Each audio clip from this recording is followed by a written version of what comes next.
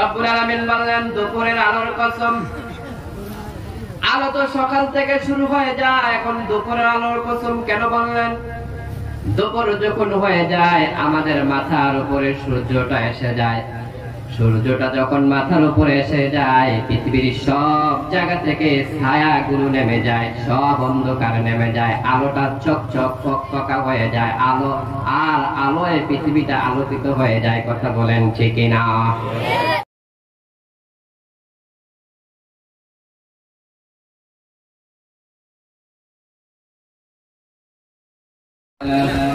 لا مثل له ولا مثيل له لا وزير له ولا كفيل له لا شبه له ولا شبيه له لا ولد له ولا والد له وهو الواحد الفرد الصمد لم يلد ولم يولد ولم يكن له كفوا أحد ونشهد أن سيدنا ونبينا وحبيبنا وبشيرنا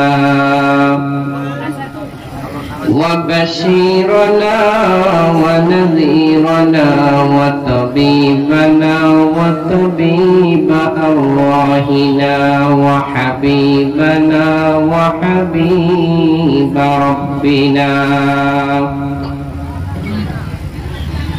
محمدا عبد الله ورسوله صلى الله عليه وسلم أرسله بالحق بشيرا ونذيرا وداعيا إلى الله بإذنه وسراجا منيرا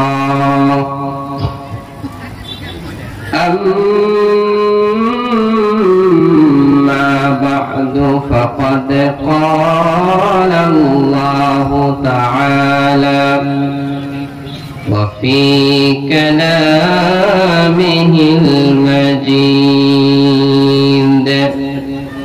وفي فرقانه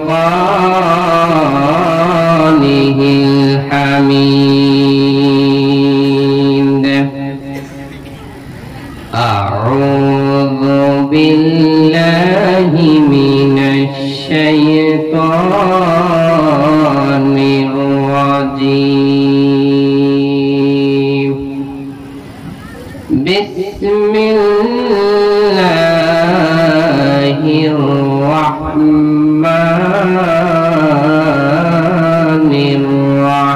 الرحيم إن الله وملائكته يصلون على النبي يا أيها الذين آمنوا صلوا عليه وسلموا تسليما اللهم صل على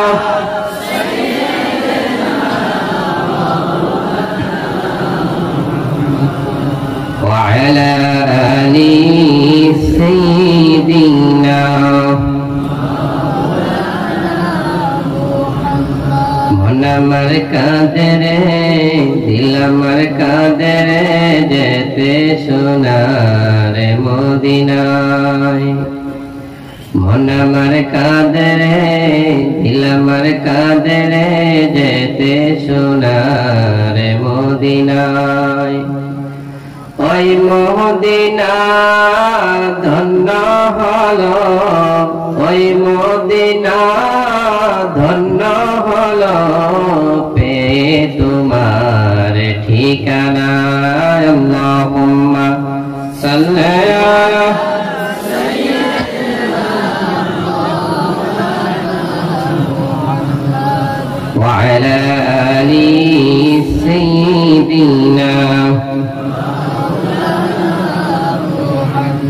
রসুল আমার ভালোবাসা, রসুল আমার আশা, রসুল আমার প্রেম বিরহের মূল আলোচনা, রসুল আমার কাজে কর্মে অনুপ্রেরণা, রসুল আমার ভালোবাসা, রসুল আমার আশা, রসুল আমার প্রেম বিরহের মূল আলোচনা। আল্লাহুম্মা সাল্লি আলা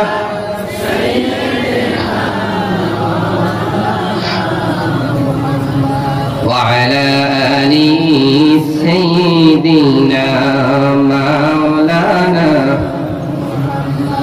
লা ইলাহা ইল্লাল্লাহ, জোরে জোরে লা ইলাহা ইল্লাল্লাহ, সবাই পড়ে লা ইলাহা ইল্লাল্লাহ। আল্লাহ নামের জিকির করবে যারা, আল্লাহর কাছে প্রিয় তারা, আল্লাহ নামের জিকির করবে যারা, আল্লাহর কাছে প্রিয় তারা, আল্লাহর কাছে প্রিয় যারা, জান্নাত প্রবেশ করবে তারা। লা ইলাহা ইল্লাল্লাহ, লা ইলাহা ইল্লাল্লাহ। আল্লাহর হুকুম মানবে যারা, আল্লাহর কাছে প্রিয় তারা, আল্লাহর কাছে প্রিয় যারা, জান্নাত প্রবেশ করবে তারা। লা ইলাহা ইল্লাল্লাহ, লা ইলাহা ইল্লাল্লাহ মুহাম্মাদুর রাসূলুল্লাহ সাল্লাল্লাহু আলাইহি ওয়াসাল্লাম। বিসমিল্লাহির রহমানির রহিম। পরম করুণাময় অসীম দয়াময় আল্লাহ তাআলার নামে শুরু করছি। আসামের ভাইরা কেমন আছেন?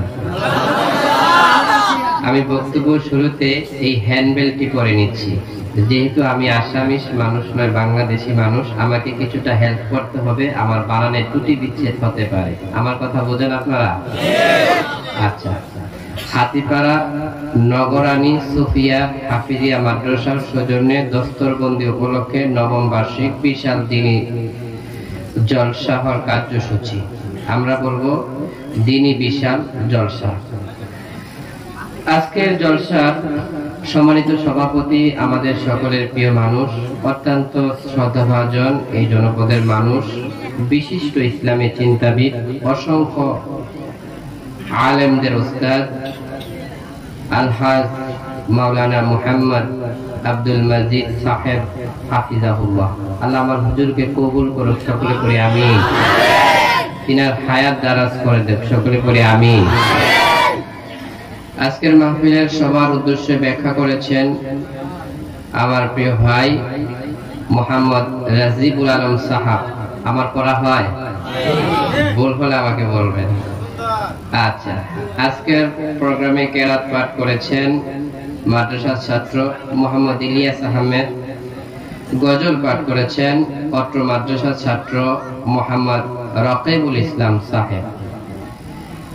আজকে আমন্ত্রিত অতিথি বয়ান পেশ করেছেন মাওলানা মোহাম্মদ আব্দুল করিম সাহাব। বিশিষ্ট অতিথির বয়ান পেশ করেছেন হাফিজ কারি মাওলানা মোহাম্মদ মইনুল হক বুলবুলি সাহেব, শিক্ষক, সরুছলা টাইটেল মাদ্রাসা, মরিগাঁও, অসম।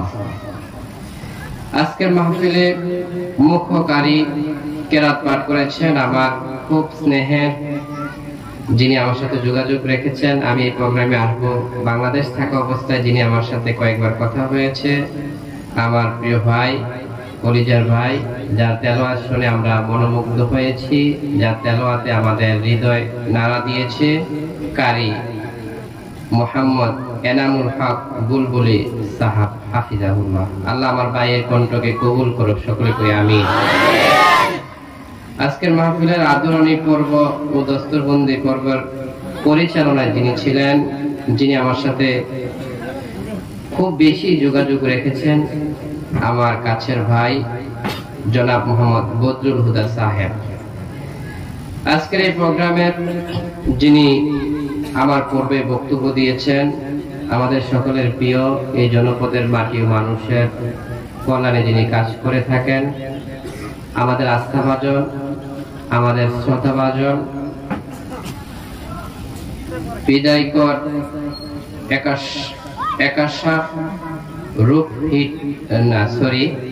রূপহিহাট সমষ্টি সম্মানীয় বিধায়ক মোহাম্মদ নুরুল হুদা সাহেব হাফিজাহুল্লাহ। আল্লাহ আমার নুরুল হুদা সাহেবকে আল্লাহ আপনি সম্মান বৃদ্ধি করে দেন, সকলে পড়ে আমিন। আমাকে রেখেছেন মুখ্য অতিথি, আপনাদের শুকরিয়া। সম্মানিত উপস্থিতি, আমরা কথা বাড়াবো না, অনেক কথা হয়েছে, রাত্র গভীর হয়েছে। আসুন আমরা কথা বলবো মহাবিশ্বের মহাবিশ্বর মহাগ্রন্থ আল কুরআনুল কারীম থেকে। হাদিস শরীফ আসছে, মান ক্বালা সাদাকাতি, যে ব্যক্তি কোরআন দিয়ে কথা বলে সঠিক বলে। ওয়ামান আমিলা উজিরা বি, যে ব্যক্তি কোরআন দিয়ে আমল করে সঠিক আমল করে। ওয়ামান হাকামা আদালাবি, যে ব্যক্তি কোরআন দিয়ে বিচার করে সঠিক বিচার করে। এজন্য আমরা সব সময় কোরআন থেকে শুনবো ইনশাআল্লাহ, ঠিক কি না? কোরআন আছে যেখানে, ইসলাম আছে যেখানে। কোরআন এমন একটি কোরআন, যে কোরআনের মধ্যে কোনো সমস্যা নাই, যে কোরআনের মধ্যে কোনো ভুল নাই। শুধু ভুল তো দূরের কথা, কোনো সন্দেহ পোষণ করা যাবে না, ঠিক কি না? কোরআন নিয়ে যারা চলবে, দুনিয়া ও পরকাল দুই জায়গায় আল্লাহ শান্তির ব্যবস্থা করে দিবেন, ঠিক কি না? এই কোরআন থেকে চমৎকার একটি সূরা আমাদের নবী, বিশ্ব নবী সাল্লাল্লাহু আলাইহি সাল্লামের উপর আল্লাহ তাআলা নাযিল করেছেন। ওই সময়, যেই সময় আল্লাহ রাসূল খুব হতাশ ছিলেন, দুশ্চিন্তা করতেন, ফিউচারকে নিয়ে খুব টেনশনে ছিলেন, ওই সময় আল্লাহ নবীকে আল্লাহ তাআলা সান্ত্বনা দেওয়ার জন্য ওই সূরাটা নাযিল করেছেন। এবং বিশ্ব মুসলিম উম্মার জন্য এমন একটি সূরা, যে সূরাটা ডিপ্রেশনে যে সমস্ত মানুষ চলে যায়, দুনিয়ার জীবন যাদের ভালো লাগে না, দুনিয়ার মধ্যে যারা ধৈর্যশীল হতে পারে না, স্থির থাকতে পারে না, হতাশ হয়ে যায়, উদাসীন হয়ে যায়। আমার কথাগুলো বোঝেন? আমি সাধু ভাষায় বলার চেষ্টা করি, আশা করি আঞ্চলিকতা আমার ভিতরে ততটা প্রভাব পড়ে না, ঠিক না? সম্মানিত উপস্থিতি, ওই সময় আল্লাহ রাব্বুল আলামিন চমৎকার একটি সূরা নাযিল করে দিয়ে বিশ্ব মুসলিম উম্মাহকে একটি সান্ত্বনার বাণী দিয়ে দিলেন। এবং বিশ্ব মুসলিম উম্মাহকে আল্লাহ তাআলা কিভাবে পৃথিবীর মধ্যে যুগের পর যুগ আল্লাহ তাআলা তাদেরকে বিজয় দান করেছেন, ওই রকম একটি সূরা আল্লাহ তাআলা ডেডিকেট করেছেন। আসুন আমরা কথা না বাড়িয়ে কথা বলবো। সূরাটির নাম হচ্ছে সূরাতুদ দোহা। সূরাটির নাম কি? দোহা শব্দের অর্থ হচ্ছে আলো। দোহা শব্দের অর্থ কি? আলো। আলো কথাটা শুনতেই লাগে ভালো, ঠিক কি না? যার জীবনে আলো নাই, তার জীবনের সমস্যার কোনো শেষ নাই। আর যার জীবনের আলো একবার ফুটে যায়, সে আর পিছনে তাকাইতে হয় না, ঠিক কি না? আমার বন্ধুরা, রব্বুল আলামিন বলেন, বিসমিল্লাহির রাহমানির রহিম, ওয়াদ-দুহা ওয়াল-লাইলি ইযা সাজা, মা ওয়াদ্দা'আকা রাব্বুকা ওয়া মা ক্বালা। ওয়াদা কসমের জন্য ব্যবহার হয়। রব্বুল আলামিন বললেন, দুপুরের আলোর কসম। আমাদের সমাজে আমরা বিভিন্ন সময় যখন কথা বলি, আমরা বলি আল্লাহি, আল্লাহর কসম। আল্লাহকে কসম করে বলতেছি, কথাটা 100% সত্য, কথাটা তুমি মানো, তোমার কল্যাণ হবে। কথা বলেন, ঠিক কিনা? আমাদের রব যিনি স্রষ্টা, যিনি আকাশের মালিক, জমিনের মালিক, গোটা বিশ্ব পৃথিবীর মালিক, যেই মালিক আমাদের রিজিক দাতা, আমাদের পালন করতে হয়, মনিব তো কসম কাটতে হয় না। মনিব যদি কোনো আদেশ করে, আমরা তো এমনি এমনি মনিবের হুকুম মানতে বাধ্য। কথা বলেন, ঠিক কিনা? কিন্তু রব্বুল আলামিন কেন কসম কাটলেন? কি কারণে কসম কাটলেন? তাফসীরকারগণ দুইটা ব্যাখ্যা করেছেন। একটা হলো এই যে কথাটার গুরুত্ব, যে কথাটা কসমের পরে বলবেন, ওই কথাটার গুরুত্ব বোঝানোর জন্য কসম কেটেছেন। আরেকটা কথা হলো আল্লাহ যে মোস্ট ইম্পর্টেন্ট একটা কথা বলবেন, মানুষের দৃষ্টি আকর্ষণ করার জন্য কসম কেটেছেন। আল্লাহু আকবার। রব্বুল আলামিন বললেন দুপুরের আলোর কসম। আলো তো সকাল থেকে শুরু হয়ে যায়, এখন দুপুরের আলোর কসম কেন বললেন? দুপুর যখন হয়ে যায় আমাদের মাথার উপরে সূর্যটা এসে যায়। সূর্যটা যখন মাথার উপরে এসে যায় পৃথিবীর সব জায়গা থেকে ছায়াগুলো নেমে যায়, সব অন্ধকার নেমে যায়, আলোটা চকচক ফকফকা হয়ে যায়, আলো আর আলোয় পৃথিবীটা আলোকিত হয়ে যায়। কথা বলেন ঠিক না? আমার বন্ধুরা, পৃথিবীর মধ্যে যদি আলো না থাকতো, সূর্য না থাকতো, বিজ্ঞানীরা বলে পৃথিবীর মধ্যে যদি আল্লাহ রাব্বুল আলামিন সূর্য না দিতেন, কিংবা সূর্যটা যেখানে আছে এখান থেকে যদি 1 ফিট উপরে নেওয়া হতো, পৃথিবীর জমিনে কোনো ফসলের জমি হতো না।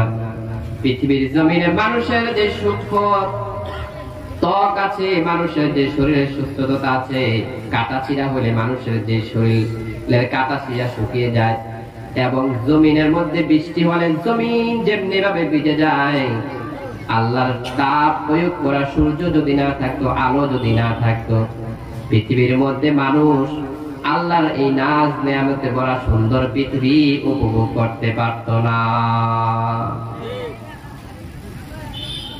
আমার বন্ধুরা, রব্বুল আলামিন বললেন নবী হে, দিনের আলো যেমন সত্য, দিনের আলো যেমন সত্য, সাদা চকচকা ফকফকা দেখা যায়, এমন সত্য একটা কথা আপনাকে বলবো। আল্লাহ আরেকটা কসম কাটলেন মোস্ট ইম্পর্টেন্ট, গুরুত্ব বোঝানোর জন্য। নবীকে আল্লাহ কত বেশি ভালোবাসে, কত বেশি ভালোবাসে।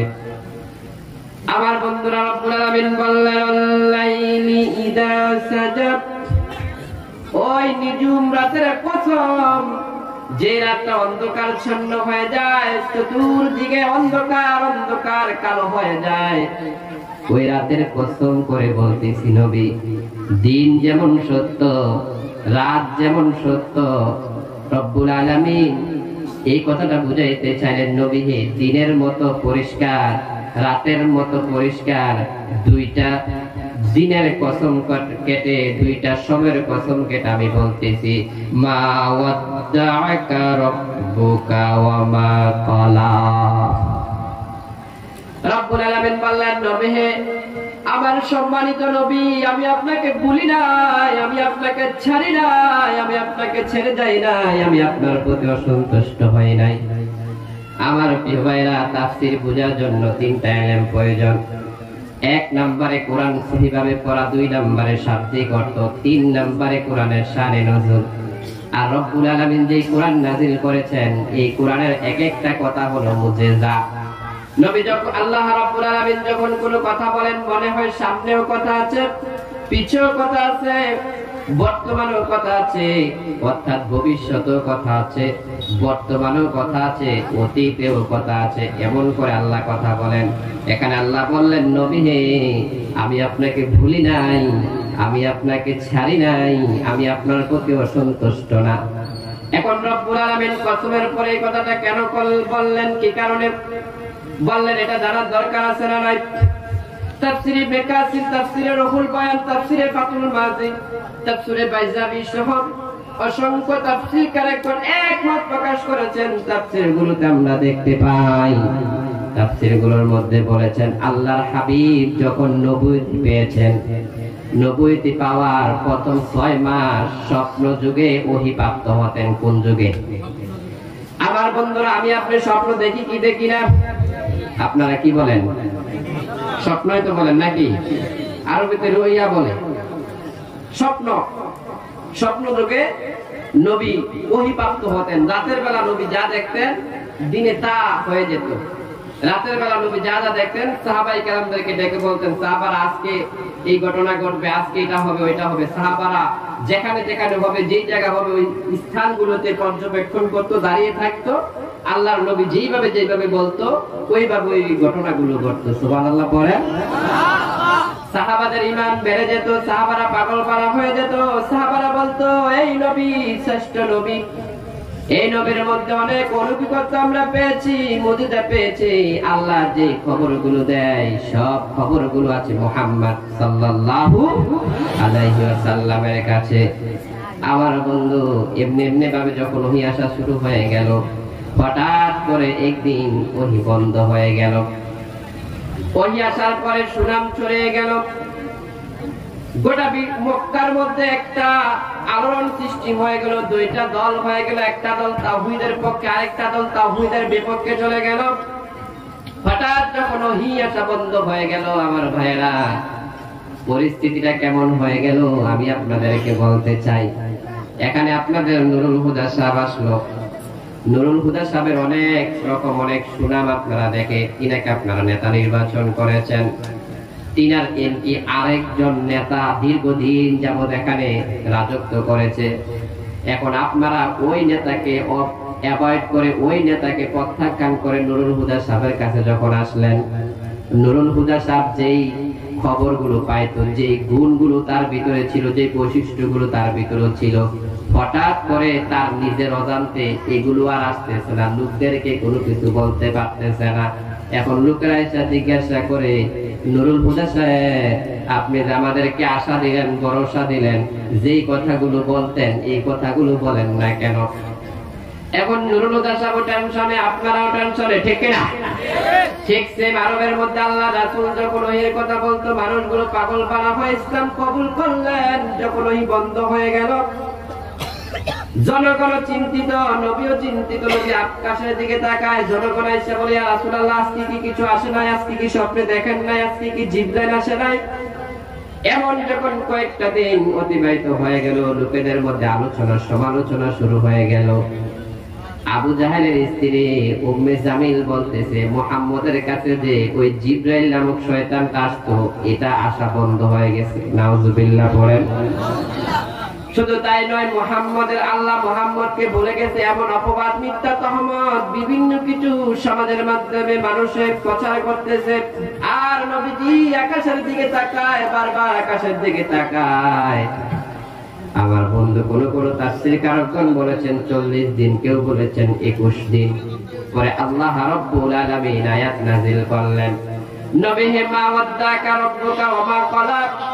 ও নবী কাফিররা যে আপনাকে অপবাদ দেয়, আমি আপনাকে ভুলে গেছি, আমি আপনাকে ছেড়ে দিয়েছি, আমি আপনাকে ভুলে গিয়েছি, আমি আপনাকে ছেড়ে দিয়েছি, আপনার প্রতি অসন্তুষ্ট। কাফিরদের এই বক্তব্যটা সঠিক নয়, এই বক্তব্যটা সত্য নয়। নবী হে আমি আপনাকে ভুলি নাই, আমি আপনাকে ছাড়ি নাই। আল্লাহু আকবার।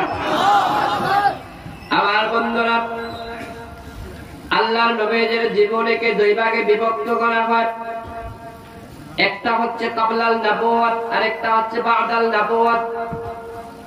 ক্বাবলাল নবুয়ত হলো নবুয়তের পূর্ববর্তী জীবনী, বা'দাল নবুয়ত হলো নবুয়তের পরের যে জীবনী। আমার বন্ধু, দুই জীবনের মধ্যে দুইটা পার্থক্য আছে, দুইটা বৈশিষ্ট্য আছে। বা'দাল নবুয়তের জীবনীর মধ্যে রাসূল যা যা করেছে, যা যা হয়েছে, যে কোন হুকুম এসেছে, সবকিছু আমাদের জন্য অনুসরণীয়, অনুকরণীয়, মান্য করা। আর ক্বাবলান নবুয়ত, নবুয়তের পূর্বে যে ঘটনাগুলো অলৌকিকভাবে ঘটেছে, যা কিছু হয়েছে, এগুলো আমার জন্য অনুসরণীয়, অনুকরণীয় নয়। কিন্তু নবী যে নবী, ওই সমস্ত ঘটনাগুলো এটার প্রমাণ এবং দলিল। সুবহানাল্লাহ পড়বেন না? আমার বন্ধুরা, আখিরে জামানার উম্মত আমরা, মুহাম্মদ রাসূলুল্লাহ সাল্লাল্লাহু আলাইহি সাল্লামের অনুসরী আমরা। জীবনে কত বই পুস্তক পড়লাম, কত কিছু জানলাম, নবীর বায়োগ্রাফি সম্পর্কে কিছু জানা নাই, নবীর জীবন বৃত্তান্ত সম্পর্কে আমাদের কিছুই জানা নাই।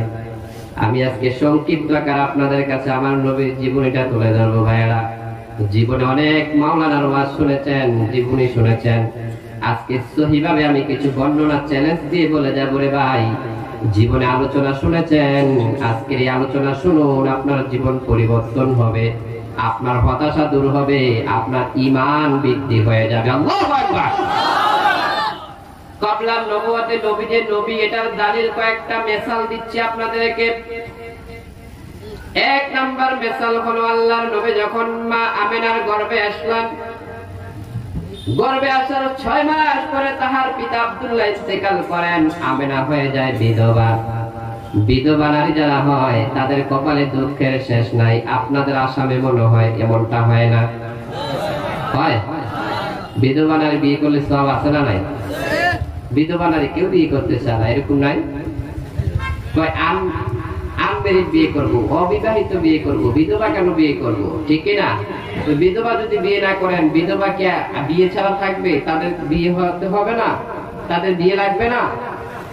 প্রিয় ভাইয়েরা, নারীদের উপর ইনসাফ করতে হবে, নারীদের উপর ইনসাফ করতে হবে। বিধবা নারী যারা আছে তাদেরকেও বিবাহ করতে হবে। এজন্য ইসলাম একাধিক বিয়ে হালাল করেছেন। আর আমাদের দেশে মাশাআল্লাহ একটার বেশি 2টা বিয়ে করলে স্ত্রী দেয় দৌড়ানি। ঠিক কিনা? আপনাদের দিকে দেয় না? আপনারা কয়টা করে বিয়ে করেন? কিন্তু ইসলাম বলছে মাসনা সুলাসা ওয়া রুবা। তোমরা বিয়ে শুরুই করো 2টা করে শুরু করো। হ্যাঁ? আর আমাদের দেশে যদি একটার বেশি 2টা বিয়ে করতে চায়, মাশাআল্লাহ একদম ফাটায় ফেলবে, কোপাই লাগবে, কোপা সামসু কোপা। ঠিক কিনা? এটা তো আমাদের দেশে এক শিল্পী সুন্দরভাবে বলছেন, সাধু বাবা আমায় একটা তামিজ দাও, আমার ঘরে আমি মেম্বার, আমার বউ চেয়ারম্যান। আছে না নাই? পুরুষেরা বাড়ির বাহিরে কত সুনাম, কত মর্যাদা, কত শান শৌকত তাদের, কিন্তু ঘরে গেলে বউয়ের সালামি ফুরানির মধ্যে থাকতে হয়। ঠিক না? আমার বন্ধুরা, এটাও সুন্নাহ। কারণ আপনার স্ত্রী আপনার সব দুঃখ কষ্টের ভাগিদার হয়। আপনার স্ত্রী আপনাকে রান্না করে খাওয়ায়, আপনার জন্য অপেক্ষা করে। এই মানুষটা তো আপনাকে ভালোবাসে, যে একটা কথা বলবে, এটা আপনি মেনে নিতে হবে। ঠিক না? আমার বন্ধুরা, যে কথাটা বলতেছিলাম, আল্লাহর নবীর মা আমেনা তিনি যখন বিধবা হয়ে গেলেন, তখন রাসূল তার পেটের মধ্যে, এমনি তো বিধবা নারীর দোষ বেশি, বিধবা নারীর দোষ বেশি, এমন সময় আমেনার গা থেকে একটা মেশকো আম্বরের ঘ্রাণ আসে। আমেনা যেদিকে যায় সেদিকে মেশকো আম্বরের ঘ্রাণ এমন ভাবে ছড়িয়ে ছিটিয়ে পড়ে, আমার ভাই, এমন ভাবে ছড়িয়ে ছিটিয়ে পড়ে মক্কার মানুষগুলো পাগল পারা হয়ে যায়। লোকেরা বলে, আব্দুল মুত্তালিব তোমার পুত্রবধূ কি এমন সেন্ট ইউজ করে, কি এমন পারফিউম ইউজ করে, মক্কার কোনো বাজারে তো এই পারফিউম পাওয়া যায় না। আমরা পাগল পারা হয়ে যাই, পাগল পারা হয়ে যাই। আব্দুল মুত্তালিব তার স্ত্রীকে ডেকে বলল, ও আমার স্ত্রী, আমার পুত্রবধূ কি এমন সেন্ট ইউজ করে যার কারণে মক্কার লোকেরা আমার কাছে বিচার দিল। আব্দুল মুত্তালিবের স্ত্রী বলে, স্বামী আমার এই কথাটা আপনার কাছে বলার জন্য আমি কিছুদিন ধরে অপেক্ষা করতেছি। স্বামী আমার, আপনি তো ওই মক্কার লোকদের কথাই শুনেছেন, আর তো কিছু শুনেন নাই। আপনি তো বাড়ির বাহিরে থাকেন, আমরা তো ঘরের মধ্যে থাকি। আমিনা যখন ওয়াশরুমে যায়, আমিনা যখন বাথরুমে যায়, গোসলখানায় যায়, স্বামী আমার, আমিনা যখন ওই গোসলখানা থেকে বাইরে হয়, মনে হয় আমরা যদি কেউ গোসলখানাতে ঢুকি, ওয়াশরুমে ঢুকেছি, গোসলখানায় ঢুকেছি, এমনটা মনে হয় না। মনে হয় মেশকো আম্বরের একটা ড্রামের মধ্যে ঢুকেছি। আব্দুল মুত্তালিব বলে, আমিনাকে ডাকো, আমিনাকে ডাকো, আমিনাকে ডাকো। আমিনা শ্রদ্ধার সাথে শ্বশুরের সামনে এসে দাঁড়িয়ে গেলেন, বললেন, জি আব্বাজান, আমাকে তলব করেছেন নাকি? আব্দুল মুত্তালিব বলে, হ্যাঁ বৌমা, তোমাকে তলব করেছি। বৌমা, একটা প্রশ্নের উত্তর দাও, তুমি এই মেশকো আম্বর কোথায় থেকে পেয়েছো, কোথায় থেকে পেয়েছো? আমিনা বুদ্ধিমতী নারী ছিল, শ্বশুরের সামনে থুতু ফেলে দিলেন। ওই থুতু থেকে আবার মেশকো আম্বরের গান শুরু হয়ে গেল। আমিনা বলেন, বাবা আমার, এই মেশকো আম্বর আমি কোন দোকান থেকে খরিদ করি নাই, দোকান থেকে ক্রয় করি নাই, কোন জায়গা থেকে আমি আনি নাই। আমার গর্ভে যে রাহমাতুল লিল আলামিন আছে, দোজাহানের বাদশা, নবীদের নবী, সমস্ত নবীদের নবী, আখির জামানার পয়গাম্বর, যেই পয়গাম্বরকে আল্লাহ এত ভালোবেসেছেন, পৃথিবীতে কেউ আল্লাহ এত ভালোবাসেন নাই। ওই পয়গাম্বরের বরকতে আমি থুতু ফালাইলে সেখান থেকে মেশকাম্বরের গান এসে যায়। আমি যখন ওই ওয়াশরুমে যাই সেখানেও মেশকাম্বরের গান এসে যায়। আমি যখন এদিক সেদিক যাই সেখানেও মেশকাম্বরের সেন্ট এসে যায়। আব্দুল মুত্তালিবের স্ত্রী বলে শুধু এমনটাই না, অনেক অলৌকিকত্ব আমেনার মধ্যে দেখা যায়। গভীর নলকূপ থেকে বালতি টেনে টেনে রশি টেনে টেনে পানি উঠাতে হয়। আমার পুত্রবতী আমেনা যেদিন থেকে গর্ভবতী হয়ে গেছে, আমেনা যখন ওই নলকূপের কাছে যায়, ওই নলকূপের পানিগুলো তলদেশ থেকে আস্তে আস্তে করে ফুলে ফুলে ওই নলকূপের উপরে চলে আসে। আমেনা অনায়াসে বালতি দিয়ে ওখান থেকে পানিগুলো নিয়ে আসে। মক্কার অলির গলির আমেনার বান্ধবীরা বলে, আমেনা রে তুই দাঁড়িয়ে থাকলে আমাদের পানি নিতে কষ্ট হয় না, সহজ হয়ে যায়। আমেনা রে তুই যতক্ষণ থাকবি ততক্ষণ পর্যন্ত এখানে আল্লাহর রহমত আর রহমত। আমার বন্ধুরা, নবী যে নবী, এমন অসংখ্য অগণিত দলিল আল্লাহ রাব্বুল আলামিন 40 বছর জীবনের মধ্যে দিয়েছে। যেহেতু লম্বা আলোচনা করা যাবে না, সংক্ষিপ্ত আকারে তাফসীর করতে হবে, আমি দুইটা মিসাল দিয়ে 40 বছরের জীবনের ইতি এখানে টানলাম। এবার আপনারা বলেন তো, আসামের ভাইরা, আপনারা বলেন তো, নবী যে নবী, এই যে দুইটা প্রমাণ আপনাদের কাছে দিলাম, আপনাদের বিশ্বাস হয় কি হয় না? এটা আল্লাহ পারে কি পারে না? কথাগুলো সহিহ, কথাগুলোর মধ্যে কোনো ডুপ্লিকেট নাই, কোনো জাল নাই, কথাগুলো সহিহ। এমন অসংখ্য অগণিত দলিল আল্লাহ রাব্বুল আলামিন নবীদের জীবনে দিয়েছেন। আমার বন্ধুরা, পর আল্লাহ রাব্বুল আলামিন নবীর 40 বছর জীবনের মধ্যে যখন 40 বছর হয়ে গেল, বাদাল নবুয়ত, নবুয়তি যখন আসছে, এমনি এমনি আসে নাই। নবীজি টেনশনে থাকতেন, হায় হায় হায় হায়, আফসোস আফসোস, এই মক্কাতুল মুকাররমার মানুষগুলো জাহিলিয়া থেকে যদি, অন্ধকার থেকে যদি, জাহান্নাম থেকে যদি জান্নাতের দিকে আসতো কত না ভালো হতো। সব সময় চিন্তিত থাকতেন, হেরা গুহার মধ্যে ধ্যানে অবস্থায় থাকতেন। হঠাৎ করে রব্বুল আলামিন জিবরাইল আমিনকে পাঠায়া দিলেন। ইমাম সুয়ুতি বর্ণনা করে, নবীজি ধ্যানের মধ্যে ধ্যান করতেছে হেরা গুহার মধ্যে। মক্কাতুল মুকাররমায় যারা গিয়েছেন তারা দেখেছেন। ইমাম সুয়ুতি বলেন, হঠাৎ করে নবীজির ডান পাশ থেকে ডাক আসলো, ইয়া মুহাম্মদ, সবাই পড়েন সাল্লাল্লাহু আলাইহি ওয়াসাল্লাম। বাম দিক থেকে ডাক আসলো, ইয়া মুহাম্মদ। সামনের দিক থেকে ডাক আসলো, ইয়া মুহাম্মদ। পিছনের দিক থেকে ডাক আসলো, ইয়া মুহাম্মদ। ওই আকাশের উপরের দিক থেকে ডাক আসলো, ইয়া মুহাম্মদ। নবীজি ডাইনে তাকাইলেন, কেউ নাই। বামে তাকাইলেন, কেউ নাই। পিছনে তাকাইলেন, কেউ নাই। সামনে তাকাইলেন, কেউ নাই। আকাশের দিকে তাকাইয়া দেখে ওই আকাশ আর জমিন বরাবর বিশাল একটা কুরসি, ওই কুরসির মধ্যে একটা বিশাল মানব আকৃতির একটা মানুষ বসে আছে। নবীজি এই দৃশ্যটা দেখে সেখানেই বেহুশ হয়ে গেলেন। আল্লাহু আকবার। আমার বন্ধুরা, জিবরাইল আমিন ওই কুরসি থেকে এসে প্রকৃত মানবের সুরত ধরলেন। নবীজিকে আল্লাহর কুদরতি ভাবে তিনি হুশ করলেন। হুশ করে বললেন, ইয়া মুহাম্মদ পড়ো, ইকরা। আমার নবী পড়ে না। আবার বলে, ইকরা পড়ো, নবী পড়ে না। আবার বলে, ইকরা পড়ো, নবী পড়ে না। নবী বলে, মা আনা বিকারির, আমি তো পড়তে জানি না। এবার জিবরাইল আমিন নবীকে আলিঙ্গন করে বুকের সাথে জড়ায়া বলে, রে মুহাম্মদ পড়ো, ইকরা বিসমি রাব্বিকাল্লাযী খালাক। সর্বপ্রথম সূরা আলাকার 5টি আয়াত নাযিল হয়ে যায়। নবীজি পড়লেন।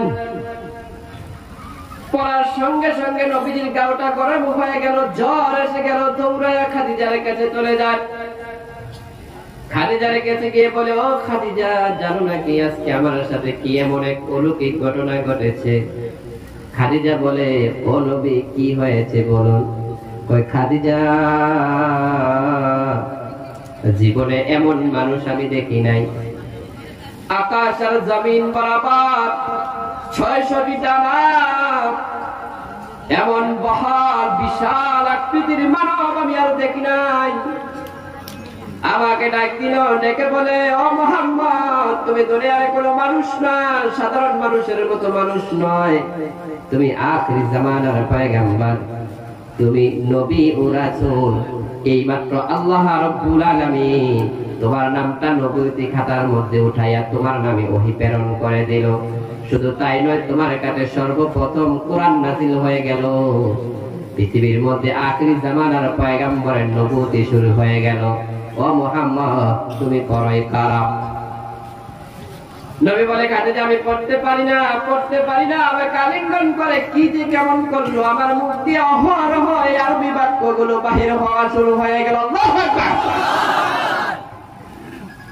খাদিজা বলে, ও আমার পয়গম্বর, আমি তাওরাত কিতাবের অনেক কিতাব আমি অধ্যয়ন করেছি, আমি দেখেছি পূর্বে অতীতে যাদের কাছে এমন অলৌকিক মানুষ এসেছে, তারা কখনো ধ্বংস হয় নাই, তারা কখনো শেষ পায় নাই, বরঞ্চ তাদেরকে আল্লাহ সম্মানিত করেছেন, তাদেরকে আল্লাহ রাব্বুল আলামিন মনোনীত করে আল্লাহর নবুয়তি তাদেরকে দান করেছেন। আমি খাদিজা সাক্ষ্য প্রদান করি, আপনি মুহাম্মদ আখির জামানার নবী, আপনি নবী হবেন না তো কে নবী হবে? আমার বন্ধুরা, এখানে বোঝার বিষয় আছে। নবী নবুয়তি পেয়েছে, চেয়ারম্যান সাহেবের কাছে যাইলে পারতো। নবী নবুয়তি পেয়েছে, গ্রামবাসীকে গেছে বলতে পারতো। গ্রামবাসী এই মাত্র আমার সাথে এই ঘটনা তাদের কাছে যায় নাই। কেন যায় নাই, কি কারণে যায় নাই? এখানে কয়েকটা কারণ উল্লেখ করা হয়েছে।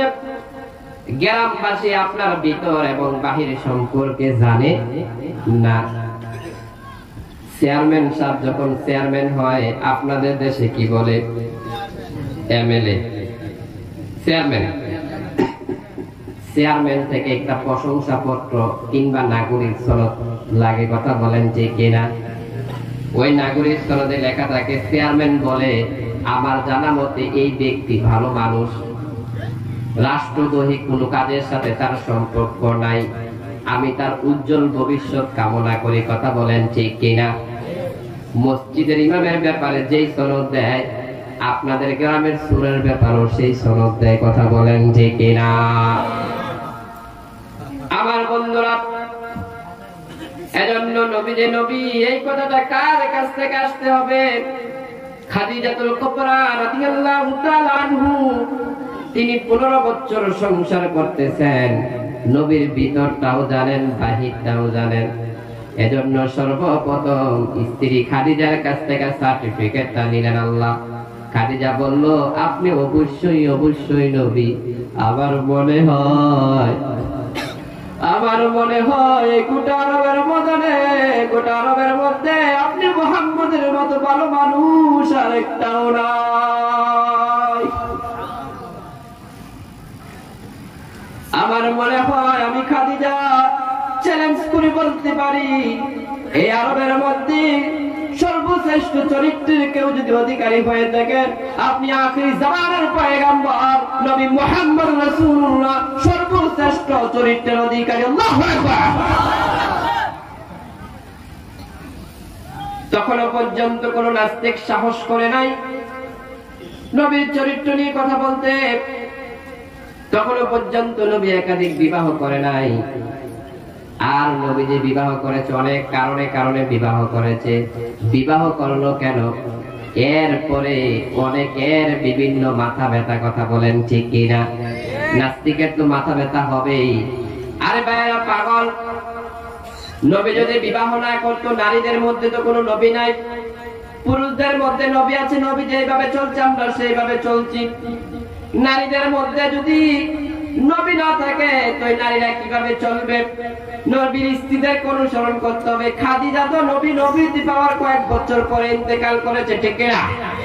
এখন নবী বৈশা প্রস্তাব করেছে, আমরা বৈশা প্রস্তাব করে নবী কিবলার দিকে মুখ করে নাই, কিবলার দিকে পিঠ করে নাই, আমরা কিবলার দিকে মুখ করি না, কিবলার দিকে পিঠ করি না। নবী যেইভাবে করছে আমরা সেইভাবে করি, ঠিক কিনা? আমার বন্ধু, নবী যেটুকু কাপড় ঢাকা রেখেছে আমরা ততটুকু করি। আমার বন্ধু, নারীরা তো পুরুষরা যেইভাবে চলে, পুরুষ অনেক সময় দাঁড়াইয়া প্রস্তাব করে দেয়, নারীরা কি করতে পারবে নাকি? নারীদের শরীয়ত আর পুরুষের শরীয়ত ভিন্নতা আছে, ঠিক কিনা? নারীদের শরীয়তটা ক্লিয়ার করার জন্য আল্লাহর নবীজির এতগুলো বিবাহ, কথা ঠিক কিনা? আমার বন্ধুরা গভীর মনোযোগ দিয়ে শুনুন।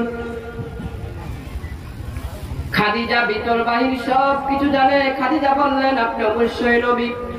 এজন্য আমরা যারা এখানে এসেছি, আমরা নিজে নিজে বলতে পারবো কে কার স্ত্রীর কাছে, ওয়াইফের কাছে কতটুকু ভালো মানুষ। অনেকে আছে স্ত্রীকে যদি জিজ্ঞাসা করে অমুক ভাই কেমন, কামের ভাই কথা বললেন না, আছে না নাই? আমি এত সাজুগুজু করি, এত সুন্দর ভাবে চলি, কোনোদিন আমার প্রশংসা করে না। ওই পাশের বাড়ির ভাবি যদি একদম সেজে গুজে যায়, বলে ভাবি আমার হেপি লাগছে, ঠিক না? আছে না নয়? আমার বন্ধুরা, নবী যখন নহিপ্রাপ্ত হয়ে গেলেন, নবুয়তি লাভ করে ফেললেন, রব্বুল আলামিন একের পর এক আয়াত নাযিল করে আল্লাহ তাআলা বলেন, ইয়া আইয়ুহাল মুদ্দাসসির কুম ফাআনবির ওয়া রাব্বাকা ফাকাব্বির। ও আমার কম্বল আবৃত নবী, আপনাকে তো কম্বল গাও দিয়ে ঘুমাইয়া থাকার জন্য পাঠানো হয় নাই। আমার বন্ধুরা, আমাকে আপনাকে যে পাঠাইছে, আমাদেরকেও তো আল্লাহ রাব্বুল আলামিন ঘোরাঘুরির জন্য পাঠায় নাই, ঠিক কিনা? আমাদেরকে আপনাদেরকে তো একটা উদ্দেশ্য নিয়ে আল্লাহ রাব্বুল আলামিন পাঠিয়েছে। আমাদেরকে তো আল্লাহ রাব্বুল আলামিন একটা মিশন দিয়ে পাঠিয়েছে, কথা বলেন ঠিক কিনা? কিন্তু দেখা যায় ফজরের সময় মুয়াজ্জিন সাহেব আযান দেয়, আসসালাতু খায়রুম মিনান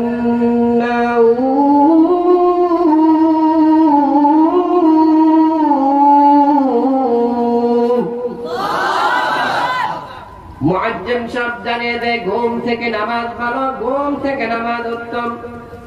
কিন্তু কয়জনে ঘুম থেকে উঠে ওই ফজরের জামাতে যায়, আবার কয়জনে ওই নামাজের মধ্যে শরীক হয়, কথা বলেন ঠিক কিনা? আমার বন্ধু, যেই নবীজির জন্য আমাদের জীবন, আমাদের জান, যেই নবীজির হাতে ধরে ধরে কিয়ামতের ময়দানে জান্নাতে যেতে হবে, ওই নবীজির জীবনী আমরা জানি না। কত বড় কপাল পোড়া, কত বড় দুর্ভাগা, কথা বলেন ঠিক কিনা? আমার বন্ধুরা, নবীজি সাল্লাল্লাহু আলাইহি সাল্লামকে আল্লাহ ওহী প্রেরণ করলেন। ওই যে জ্বর উঠেছে, খাদিজার কাছে কম্বল গাও দিয়ে শুয়ে আছে, আবার দ্বিতীয় ওহী, ইয়া আইয়ুহাল মুদ্দাসসির, ও আমার কম্বল আবৃত নবী, কুম ফাআনবির, আপনি দাঁড়িয়ে যান, ও রাব্বাকা ফাকাব্বির, আপনার রবের বরত্ব ঘোষণা করেন, মানুষকে সতর্ক করেন। আল্লাহর হাবিব যে ওই দিন সোজা হয়ে দাঁড়ায় গেলেন, জীবনে আর কোনোদিন তিনি আর বসেন নাই। তাফসীরে কারকগণরা বলতে পারেন, সাধারণ চিন্তে বলতে পারেন, হুজুর নবী যদি সোজা হয়ে দাঁড়ায় যায় আর যদি কোনোদিন না বসে, নবী কি ওয়াশরুমে যায় নাই, নবী কি খাওয়া দাওয়া করে নাই? আমার বন্ধু, এর অর্থ এটা নয়। এর অর্থ ভালো করে বোঝেন। এর অর্থ হলো আল্লাহ রাব্বুল আলামিন ওই বৈপ্লবিক সমাজটাকে পরিবর্তন করার জন্য নবীকে দাঁড় করায় দিলেন। নবীকে দাঁড় করানোর পরে জীবনে আর নবী বসেন নাই, অর্থাৎ ওই যে ইসলামিক সমাজ, ইসলামিক স্টেট কায়েম করার জন্য নবী দাঁড়িয়ে গেলেন। ওই যে দাঁড়িয়ে গেলেন, এখন অন্যমুখী একটা সমাজ, সেখানে মামলা হয়, সেখানে হামলা হয়, সেখানে মাইর হয়, সেখানে ছাগলের নারী বুড়ি মাথায় দেয়া হয়, সেখানে নারীগুলোকে নির্যাতন করা হয়, পুরুষগুলোকে নির্যাতন করা হয়, বিভিন্ন রকমের তহমত দেয়া হয়, পাগল উপাধি দেয়া হয়, খারাপ মানুষ উপাধি দেয়া হয়, গণক উপাধি দেয়া হয়, অনেক কিছু পেয়েছেন, জেল পর্যন্ত কেটেছেন। এরপরও আমার নবী ওই ইসলামের ব্যাপারে যে কট্টর হয়েছেন, আর নবী জীবনের মৃত্যুর আগের 1 সেকেন্ড পর্যন্ত আমার নবী ওই কাজ থেকে কখনো চুল পরিমাণ সরে দাঁড়ান না। কথা বুঝতে পেরেছেন? এই যে সমাজ পরিবর্তনের জন্য কোরআনের পক্ষে দাঁড়িয়ে গিয়েছিলেন, সতর্ক করার জন্য, ওই দিন থেকে মৃত্যুর আগ পর্যন্ত 1 সেকেন্ড গলায় ছুরি এসেছে, AK-47 গুলি এসেছে, সকল প্রকার হামলা মামলা সব কিছু এসেছে, নবী পিছপা হয় না, ঠিক কিনা? ওই নবীর অনুসারী আমরা, ঠিক কিনা? লড়াইয়ের ময়দানে যেতে তোমাকে হবে, প্রয়োজনে সব রক্তটুকু জমিনেই ঢেলে দিতে হবে, তবু তুমি মানবে না পরাজয়। বিপ্লব মানে জীবন দেওয়া, বসে থাকা নয়, সে কোনোদিন আসবে না রে, করো যদি ভয়। বিপ্লব মানে জীবন দেওয়া, বসে থাকা নয়, সে কোনোদিন আসবে না রে, করো যদি ভয়, ঠিক না? আমার বন্ধুরা, মুসলমানের রক্ত হলো পবিত্র রক্ত, মুসলমানের রক্তের মধ্যে কোনো ঝামেলা নাই, কোনো সমস্যা নাই, এজন্য মুসলমানের রক্ত সব সময় গরম থাকে, কথা বলেন ঠিক কিনা? এজন্য মুসলমান সব সময় আল্লাহর কাজ করতে কখনো পিছপা হয়, ধর্মের কাজ করতে পিছপা হয় না। অনেক ধর্মের অনেক লোক আছে পরিপূর্ণ নিজের ধর্মটাকে মানে না, এমন আছে না নাই? আমার বন্ধুরা, আল্লাহর হাবিব যখন কঠোরপন্থী ভাবে ইসলামের জন্য দাঁড়ায় গেলেন, দুইটা দল সেখানে তৈরি হয়ে গেল, একটা হলো ইসলামের পক্ষে, আরেকটা হলো ইসলামের বিপক্ষে। ইসলামের বিপক্ষে যে দলটা তৈরি হয়ে গেল, সেখানে তারা মুসলমানদেরকে আক্রমণ করে, মামলা করে, হামলা করে। আমার বন্ধু আবু তালিব যতদিন পর্যন্ত বেঁচে ছিল, মক্কার কোনো কাফের নবীকে কোনো আঘাত করতে পারে নাই। খাদিজা যতদিন পর্যন্ত বেঁচে ছিল, কেউ কোনো কথা বলতে পারে নাই। তারা শিহাবে আবু তালিবের মধ্যে জেল খেটেছেন। শিহাবে আবু তালেব সে কারাগার কাটলো, সে তাই তোমার বহুদিন হলো পার।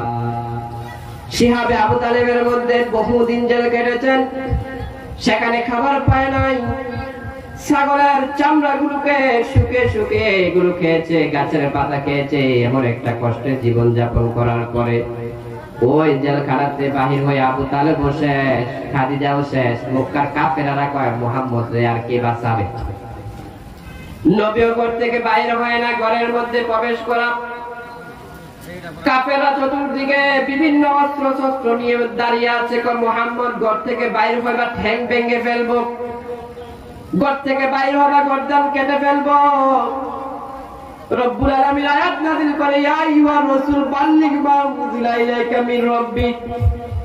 ও নবী, আপনাকে তাবলীগ করার জন্য পাঠানো হয়েছে, তাবলীগ করতে হবে, করতে হবে, করতে হবে, ঘর থেকে বাইরে হতে হবে। নবীজি ঘর থেকে বাইরে হতে পারে না, তাবলীগ করতে পারে না। নবীজি দুইটা মেয়ের বিবাহ হয়েছে, দুইটা মেয়েকে ঘরের মধ্যে পাঠাইছে, একটাকে তালাক দিয়েছে, আরেকটাকে এমনি বাপের বাড়ি পাঠাইয়া দিয়েছে। খাদিজা নাই, চাচা আবু তালেব নাই, আমার নবী ঘরের মধ্যে বন্দী অবস্থা। এমন তো কঠিন অবস্থায় আল্লাহ বলেন, ইয়া আইয়ুহার রাসূল বাল্লিগ মা উনজিলা ইলাইকা মির রাব্বিক।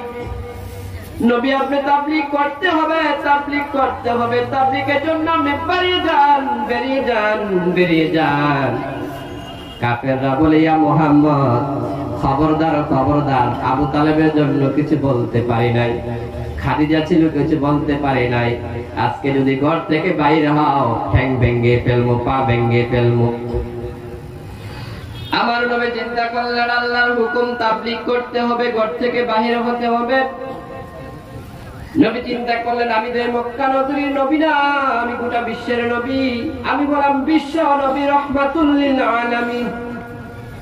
অন্যান্য নবীরা ছিল আঞ্চলিক নবী, সাধারণ নবী, আমি তো আর সাধারণ নবী নয়।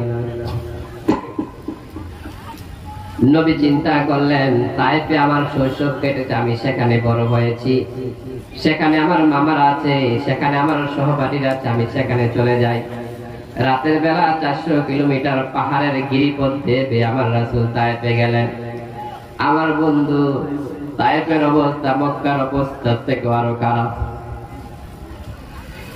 নবীজি তায়েফের রাস্তা দিয়ে হাঁটতেছে, তায়েফের দুষ্ট কাফেররা পাথর মারতেছে। হাজারো ব্যথা বেদনার পরে ফিরে আসনি তুমি আপন ঘরে, দিনের আলো ছড়িয়ে দিতে চলে গেলে মদিনায় মক্কা ছেড়ে। হে রাসূল তোমাকে বলি আমি কেমন করে, কত ব্যথা কত জ্বালা সয়াছ যে তুমি, তোমার কোনে লাল তায়েফের ভূমি। ফেরেশতা এসে চায় শাস্তির হুকুম, লৌহ মাখা মুহাম্মদ প্রাণেতে হাজারা। হে আল্লাহ দয়া কর এ তায়েফবাসী, ওরা চিনেনি তো আমি যে মুহাম্মদ, হৃদয়ে মুহাম্মদ। বলেন হৃদয়ে মুহাম্মদ, প্রেরণায় মুহাম্মদ, বদর উহুদ খন্দকে মুহাম্মদ। আমার নবী তায়েফের ময়দানে যখন গেলেন, তায়েফের ওই দুষ্টু কাফেররা নবীকে পাথর নিক্ষেপ করতেছে। ও কলিজা ভরা মুসলমান, তুমি কেমন ইমানদার, কেমন ইমানদার! তুমি আজকে মুসলমান হয়ে তুমি গা ফুলে বেশে হেঁটে বেড়াও, কিন্তু তোমার নবী ওই তায়েফের মধ্যে কত কষ্ট করেছে, কত নির্যাতন সহ্য করেছে তুমি দেখো। যেই নবীকে আল্লাহ রাব্বুল আলামিন পৃথিবীকে এতটুকু ভালোবাসে নাই, যেই নবীকে আল্লাহ এত বেশি ভালোবেসেছেন। নবী তায়েফের ময়দান দিয়ে যাচ্ছেন, দুষ্ট কাফেররা পাথর নিক্ষেপ করতেছে জায়েদ নবীজির সামনে। কিছু কিছু পাথর নবীজির মাথা মুবারকে, গায়ে মুবারকে পড়তেছে। কিছু ধারালো পাথরের কারণে নবীজির মাথা ফেটে যায়, নবীজির গা মুবারক থেকে রক্তগুলো ঝরঝর করে পড়তেছে। আল্লাহর নবী রক্তগুলোকে জমিয়ে পড়তে দেয় না, নবীর গায়ের সাথে মিশ্রিত করে দেয়। এমন বৃষ্টির মতন পাথর নিক্ষেপ করতেছে, পাথর মারতে মারতে আমার নবীকে জমিনে ফেলে দিচ্ছে। নবী জমিনের মধ্যে পড়ে গেলেন, আবার জমিন থেকে উঠে দাঁড়াইলেন, আবার তায়েফের মানুষগুলো পাথর মারলেন। নবী আবার জমিনে পড়লেন, আবার পাথর মারলেন, আবার নবী জমিন থেকে উঠলেন। চতুর্থবার যখন পরে যাবে, আল্লাহর জিবরাইল এসে নবীকে একটা পাহাড়ের উপরে নিয়ে গেলেন। কুদরতি ভাবে নবীর জ্ঞানটা ফিরিয়ে দিলেন, বললেন ও আমার পয়গম্বর, আল্লাহ রাব্বুল আলামিন আমাকে পাঠিয়েছেন, আপনি যদি বলেন এই তায়েফটাকে আল্লাহ রাব্বুল আলামিন উল্টায় দিবে, পাল্টায় দিবে, তায়েফবাসীকে পাহাড় দিয়ে চেপে মেরে ফেলবে। আল্লাহর নবী বলে, রে জিবরাইল, মায়ার কান্দন কান্দো না, আমি বুঝে গেছি, আমি বুঝে গেছি, আমি বুঝে গেছি, এই জমিনে ইসলাম যদি কায়েম করতে হয় রক্ত দিতে হবে। রে জিবরাইল, আল্লাহ রাব্বুল আলামিন আমাকে এত বেশি ভালোবাসে, এত বেশি মুহাব্বত করে, জমিন পর্যন্ত শেষ করে দিতে চায়। রে জিবরাইল, প্রথম যখন পাথরগুলো আমাকে মারা হলো, আল্লাহ কি চাইলে পাথরগুলোকে হাওয়া করে দিতে পারতো না? এখনো তায়েফের জমিনে একটা বিশাল পাথর হাওয়ার মধ্যে দাঁড়িয়ে আছে। এটা বাদ দিলাম, আল্লাহ রাব্বুল আলামিন যদি চাইতো, তুমি জিবরাইলের 600 পাকা একটা পাখা যদি সেখানে দাঁড় করাই দিত, একটা পাথর আমার গায়ে পড়তো না। রে জিবরাইল, আমার রব চায় এই জমিনে রক্ত দিয়ে এই জমিনটাকে পবিত্র করে ইসলামকে প্রচার করে দে, প্রসার করে দে। আমার বন্ধুরা, আল্লাহ রাব্বুল আলামিন নবীদেরকে স্পেশাল একটা পাওয়ার দিয়েছেন, লিকুল্লি নাবিন দাওয়াতা মুজদাতাবুদ দাওয়া। নবীদের এমন একটা পাওয়ার আছে, নবীরা দোয়া করতে দেরি হয়, বিদ্যুতের গতিতে দোয়া কবুল হতে দেরি হয় না। সাইয়েদনা নূহ আলাইহিস সালাম কওমের লোকেরা নূহ নবীকে মানে না, নূহ নবীর সাথে বেয়াদবি করা শুরু করেছে। নূহ আলাইহিস সালাম আল্লাহর কাছে বলে, আল্লাহ এদের জ্বালা অতিষ্ঠ আর পারতেছি না, রব্বুল আলামিন আপনার কুদরতি ইলমে যদি জানা থাকে এই জনপদের মানুষ ইসলাম মানবে না, ইসলাম কবুল করবে না, রব্বুল আলামিন এই জনপদকে ধ্বংস করে দিন। রব্বুল আলামিন কুদরতি ইলমে দেখলেন এই জনপদের মানুষ ঠিক হবে না। আল্লাহ তাআলা নূহ নবীর দোয়া কবুল করে সঙ্গে সঙ্গে বিশাল একটি প্লাবন দিয়ে নূহ নবীর উম্মতগুলোকে ধ্বংস করে দিয়েছে। কথা বলেন ঠিক কিনা?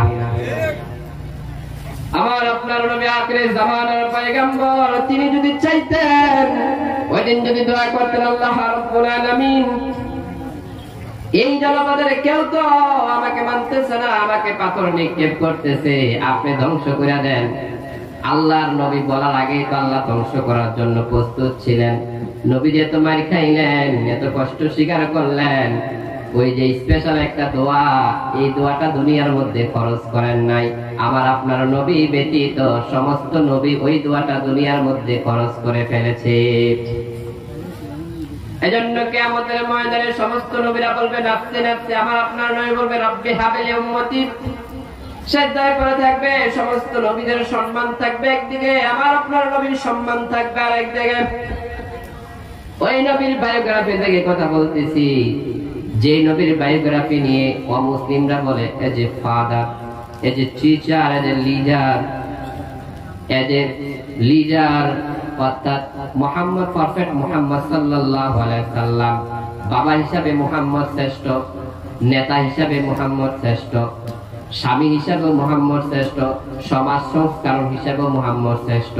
অমুসলিমদের মিউজিয়াম গুলোতে, জাদুঘর গুলোতে বড় বড় আকৃতি লিখিত ভাবে নিখুঁত ভাবে লিখে রাখছে মুহাম্মদ হলো আখিরি জামানার সুপার পাওয়ার শ্রেষ্ঠ একজন মানব। সুবহানাল্লাহ আসতে পারেন। আমার বন্ধুরা, নবীর মন খারাপ হয়ে গেল।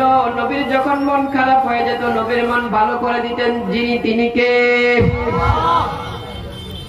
ওই আল্লাহ রাব্বুল আলামিন আবার বলেন ওয়ালাল আখিরাতু খায়রুল লাকা মিনাল উলা ওয়ালা সাওফা ইউতিকা রাব্বুকা ফাতারদা।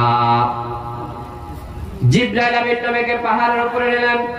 নবী সারাত্র ওই পাহাড়ের উপরে বেহুশ হয়ে নির্ঘুম ভাবে কাটিয়েছেন, ছটফট করেছেন।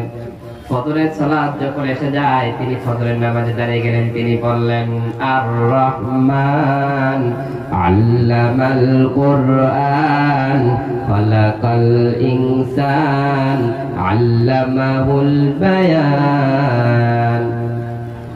জিবরাইল এসে বলে ইয়া রাসূলুল্লাহ, আল্লাহ রাব্বুল আলামিন এইমাত্র ওহী পাঠিয়েছে, ওয়ালাল আখিরাতু খায়রুল লাকা মিনাল উলা। নবী হে, আপনি অনেক কষ্ট করেছেন, অক্লান্ত পরিশ্রম করেছেন। নবী হে, আপনার পেছনের দিন থেকে সামনের দিনগুলো ভালো হবে। তাফসীর কারকগণ দুইটা ব্যাখ্যা দিয়েছে। ও উম্মতি মুহাম্মদী, এই কথাটা তোমাদের জন্য আমি বলে যাই। একটা ব্যাখ্যা হলো আল্লাহ রাসূল সাল্লাল্লাহু আলাইহি সাল্লাম একটা কথা বলেছেন, যে কথাটা হলো নবীজির দুনিয়ার জীবন থেকে পরকালের জীবন ভালো হবে। আর একটা ব্যাখ্যা হলো নবীজি সাল্লাল্লাহু আলাইহি সাল্লাম মাক্কি জীবন থেকে মাদানী জীবনটা ভালো হবে। আমার ভাইরা, আমাদের এখন জীবনের মধ্যে বিভিন্ন ঝামেলা থাকতে পারে, কষ্ট থাকতে পারে, দুঃখ থাকতে পারে, কিন্তু মুহাম্মদ সাল্লাল্লাহু আলাইহি সাল্লামের উম্মত হিসাবে এই আয়াতের উপর বিশ্বাস রেখে বলতে পারি আমাদের আগামী ফিউচারের দিনগুলো ভালো হয়ে যাবে।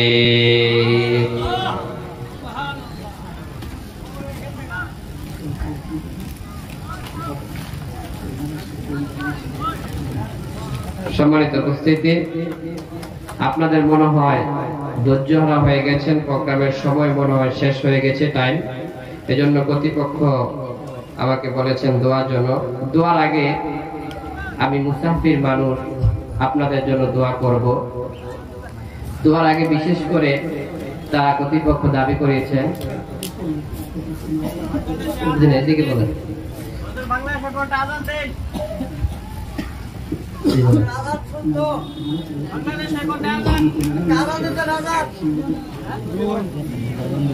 না, বলা যাবে না।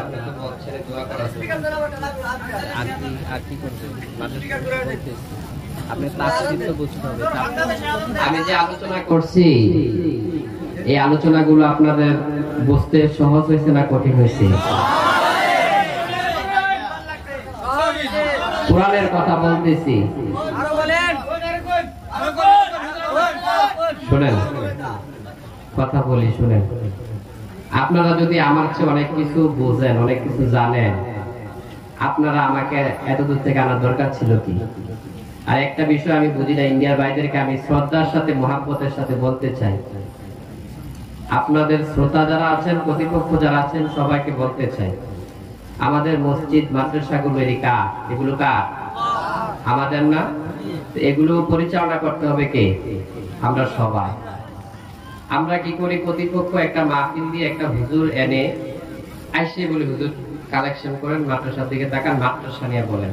আরে আলোচনা তো যাইতেছে, শ্রোতা তো আসতেছে, ঘন্টাখানিক সময় লাগবে।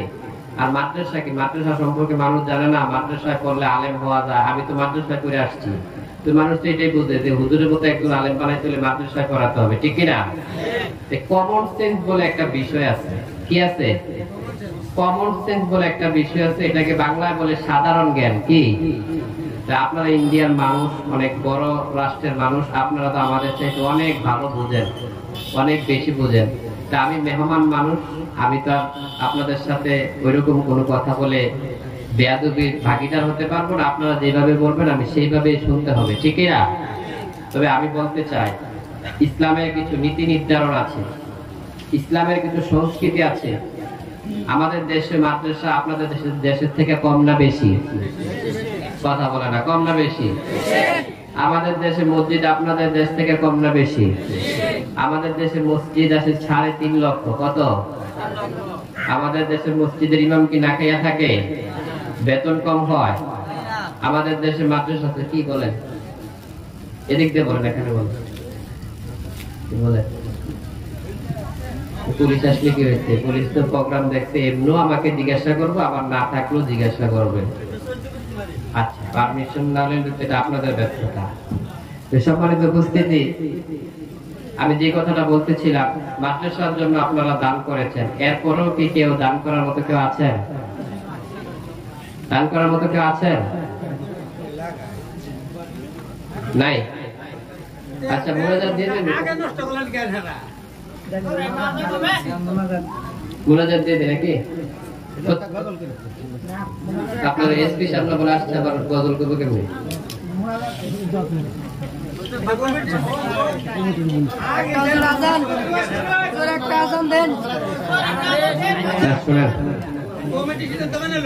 কর্তৃপক্ষ যেহেতু আমাকে যে আনছে, তারা যেহেতু আমাকে আদেশ করেছে, আমি তাদের ওয়াদা শুনতে বাধ্য, ঠিক কিনা?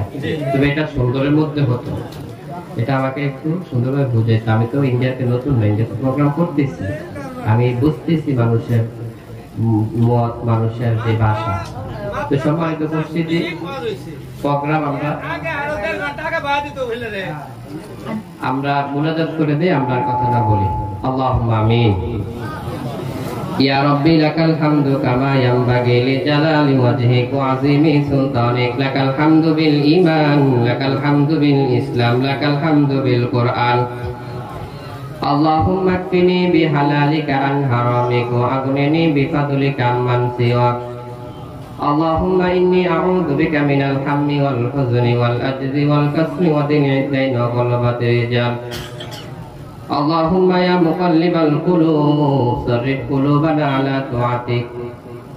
اللهم اجعلنا صبورا واجعلنا شكورا واجعلنا في عين صغيرا وفي أعين الناس كبيرا.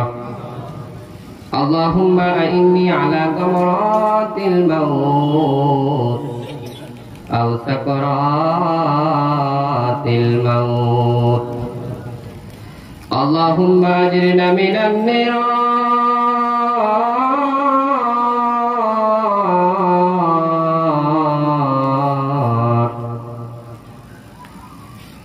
اللهم أجرنا من النيران.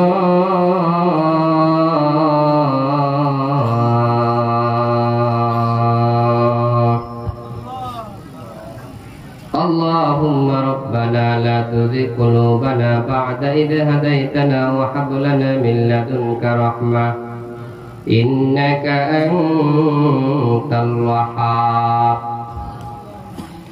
রব্বে কারীম, আমাদেরকে যদি আপনি একবার হেদায়েতের পথে নিয়ে আসেন, দ্বিতীয়বার আমাদেরকে আর বাঁকা পথে নিয়েন না রে প্রভু। রব্বুল আলামিন, এই রাত্র গভীর রজনীতে এই সুন্দর জলপাই এই সুন্দর জলসায় সমাপনী বক্তব্য দিয়ে আপনার শাহী উঁচাই দরবারে দুইখানা ফরিয়াদের হাত বাড়ায়া দিলাম। রব্বুল আলামিন আমরা যারা হাত বাড়িয়ে দিলাম কে বাহারায়তি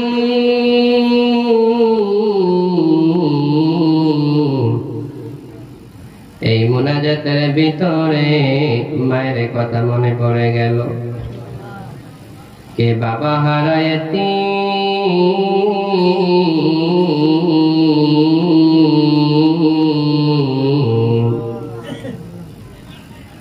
এই মুনাজাতের ভিতরে বাবার কথা মনে পড়ে গেল। রব্বুল আলামিন আল্লাহ তাআলা বাবা কত কষ্ট করে সন্তানদেরকে লালন পালন করেছে। অভাবের সংসার, ঈদের সিজনে বাবা নতুন জামা পরে নাই, সন্তানদেরকে নতুন জামা ছাড়া রাখে নাই। বাবা শুধু বাবা নয়, এক সৈনিক, খেতে যায় জীবন সে তো দৈনিক। বাবা ও বাবা, বাবা তুমি আমার দু চোখে দেখা সেরা মানুষ। রব্বুল আলামিন এমন আদরের বাবা যার কবরে, এমন আদরের মা যার কবরে, দাদা দাদি নানা নানি আহলে আওলাদ আত্মীয় স্বজন পাড়া প্রতিবেশী, আল্লাহ তাআলা যারা অন্ধকার কবরস্থ হয়েছে মনে প্রত্যেকের কবর জান্নাতের বাগান বানায়া দাও। রব্বুল আলামিন আমরা যারা হাত বাড়ায়া দিলাম আমাদের জীবনের গুনাহগুলো মাফ করে দাও। জানি না রে আল্লাহ কখন জানি কার মৃত্যু কোথায় ঘটে যায়, কিন্তু এই রঙের দুনিয়ায় এসে কত রকমের গুনাহের কাজে নিজেকে জড়িত করে নিয়েছি। আপনি মাহবুব রে বলে রে আল্লাহ, আল্লাহ আপনি যদি মাফ না করেন, আপনি যদি ক্ষমা না করেন, দুনিয়ার মধ্যে কোনদিন শান্তি আসবে না, পরকালও জান্নাত পাবো না রে আল্লাহ। রব্বুল আলামিন মেহেরবানি করে আমাদেরকে মাফ করে দিন। আল্লাহ তাআলা কে হাতিপাড়া সুফিয়া হাফিজিয়া মাদ্রাসা যে সমস্ত হাফেজ সাহেবরা পাকড়ি পেয়েছে রে আল্লাহ, আল্লাহ আমার এই কোরআনে হাফেজদেরকে আল্লাহ আপনি কবুল আর মঞ্জুর করে নিন রে আল্লাহ। আল্লাহ মাদ্রাসা কর্তৃপক্ষ যারা কত কষ্ট করে অক্লান্ত পরিশ্রম করে মাদ্রাসা চালায় রে আল্লাহ, আল্লাহ তাদেরকে আপনি উত্তম জাযা দান করে দিন রে আল্লাহ। আল্লাহ অনেকে দান করেছে, আবার অনেকে দান করার মন মানসিকতা আছে। আল্লাহ আমি মুসাফির মানুষ, আল্লাহ এই মাদ্রাসাকে আল্লাহ এমন ভাবে আপনি কবুল করেন, সকল প্রকার শত্রুতা, দুশ্মনের দুশ্মনী, জালেমের জুলুম, মুনাফিকের নাফাকি, দুর্নীতি এবং হিংসাত্মক সব কিছু থেকে হেফাজত করে যোগ্য ব্যক্তিদের মধ্য দিয়ে এই মাদ্রাসাকে আল্লাহ আপনি কিয়ামত পর্যন্ত প্রতিষ্ঠিত করে নিন রে আল্লাহ। আল্লাহ এই মাদ্রাসার মধ্যে আপনি অলৌকিক ভাবে এমন কিছু দানবীর পয়দা করে দেন যাদের সুনজরে এই মাদ্রাসার ফিউচার অনেক উন্নত হয়ে যাবে রে আল্লাহ। আল্লাহ আমি মুসাফির মানুষ, আমি আদনান গাজী, এই মাদ্রাসার জন্য দোয়া করে যাই। আল্লাহ এই মাদ্রাসার উপর আপনি রহম করেন, আল্লাহ এই মাদ্রাসার উপর আপনি রহম করেন। আল্লাহ এই মাদ্রাসাকে আপনি জগৎ বিখ্যাত মাদ্রাসা হিসাবে কবুল করে নিন। আল্লাহ এই মাদ্রাসার সুনাম সব জায়গায় ছড়িয়ে ছিটিয়ে দিন। আল্লাহ এই মাদ্রাসার শিক্ষকদেরকে আপনি কবুল করেন, আল্লাহ এই মাদ্রাসার ছাত্রদেরকে কবুল করেন। আল্লাহ এই পাড়া এই মহল্লা সকল মানুষদেরকে আল্লাহ আপনি কবুল আর মঞ্জুর করে নেন। আল্লাহ যারা অসুস্থ শাফা দান করে দেন, আল্লাহ যারা অভাবে আছে অভাব দূর করে দেন, আল্লাহ যারা ঋণগ্রস্ত ঋণ পরিশোধ করার তৌফিক দান করে দেন, আল্লাহ যারা জীবন নিয়ে হীনতার মধ্যে আছে তাদের জীবন নিরাপত্তা দান করে দেন। আল্লাহ আপনি তো মুসাফিরকে কখনো খালি হাতে ফিরান না রে আল্লাহ। আমি জানি না আমার সাথে আমার ভাইরা মায়েরা যে যেখান থেকে হাত বাড়ায় কার মনে কি হাজাত, সকলের হাজাত গুলো আল্লাহ তুমি পূর্ণ করে দাও রে আল্লাহ। আল্লাহ প্রত্যেকের কলবের মধ্যে সাকিনা নাযিল করে দাও। আল্লাহ আমাদের সকলকে সুস্থতার নিয়ামত দান করে দাও। আল্লাহ তোমার এই জমিনে বসবাস করি, তোমার জমিনে কোরআনের কথা বলি। আল্লাহ যেখানে যাই এই কোরআন থেকে বলার চেষ্টা করি, কোরআনের বাইরে কখনো বলি না আল্লাহ। আল্লাহ জানি না কোথায় কখন মৃত্যু হতে হয়, তবে আল্লাহ যেখানে এই জায়গায় মৃত্যু দাও, সম্মানিত মৃত্যু, শাহাদাতের মৃত্যু আল্লাহ দান করে দিও রে আল্লাহ। রব্বুল আলামিন যতগুলো আরজি পেশ করলাম সবগুলো আরজি কবুল আর মঞ্জুর করে নাও আল্লাহ। এই জলসাকে কবুল আর মঞ্জুর করে নাও। মুরব্বী বাবা যারা হাত বাড়াইছে আল্লাহ তাদেরকে মাফ করে দাও আল্লাহ। আমার যুবকদেরকে কবুল করে নাও। সম্মানিত আলেমদেরকে আল্লাহ সঠিক পথে থাকার তৌফিক দান করে দাও আল্লাহ। আমরা মুসলমান, আমাদের ভিতর ভালো থাকে না, আমরা বিভিন্ন সময় গুনাহের কাজে জড়িয়ে যাই আল্লাহ। লোভ, লালসা, হিংসা, বিদ্বেষ এগুলো থেকে আমাদেরকে হেফাজত করো। রব্বির হামহুমা কামা রব্বায়ানি সগীরা, রব্বির হামহুমা কামা রব্বায়ানি সগীরা ওয়াজআল আখির কালিমাতুনা ইনদাল মাউত বিহাক্ক লা ইলাহা ইল্লাল্লাহ মুহাম্মাদুর রাসূলুল্লাহ। আসসালামু আলাইকুম ওয়া রাহমাতুল্লাহ।